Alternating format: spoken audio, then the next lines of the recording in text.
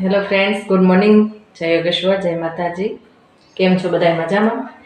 તો આજે આપણા જ્યોત્સના કિચનમાં બનવાનું છે સાબુદાણા, મગફળી અને બટેટાનો એક નવો નાસ્તો, જે આપણે સવારે જે છોકરાના લંચ બોક્સમાં આપણે નાસ્તા પ્રમાણમાં દઈ શકીએ.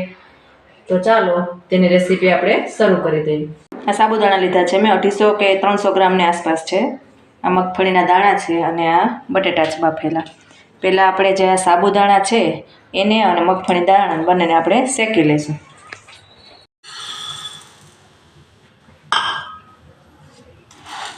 અને મિક્સરમાં પીસવાના હોય એટલે બહુ શેકવાના નથી, આરામોરા આપણે આને શેકી લેવાના. હવે આપણે જે મગફળીના દાણા છે તેને આપણે શેકી લઈશું.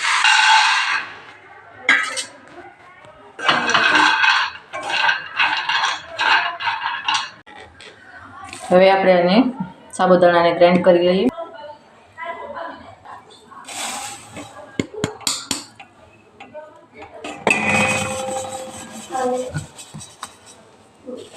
જો સાબુદાણા આપણે અહીંયા લીધું એકદમ ફાઇન પેસ્ટ બનાવી લીધી.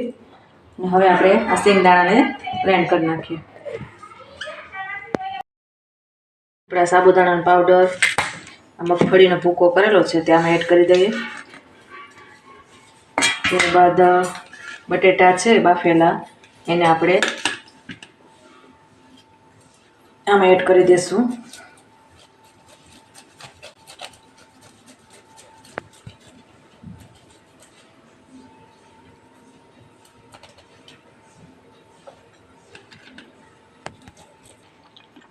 એક ચમચી જીરું, ચીલી ફ્લેક્સ, નમક સ્વાદ અનુસાર, કલર માટે થોડું હળદર નાખી દઈએ આપણે, થોડું લાલ મરચું. બધું આપણે લોટ બાંધી લઈએ.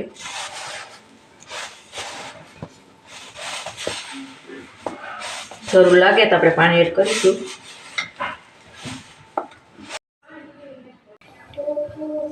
અને આપણે આ રીતના શેપ આપી દેવાનો.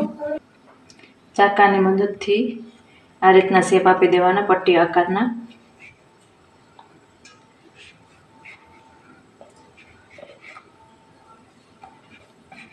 મસ્ત એકદમ ટેસ્ટી બને. આપણે ખાવામાં ચા સાથે, ચટણી સાથે, સવારે ગમે ત્યારે આપણે આને બનાવીને લઈ શકીએ. આ બાજુ મેં જો કઢાઈમાં તેલ ગરમ કરવા રાખી દીધું છે. હવે આપણે એક એક પટ્ટીને તળી લઈએ.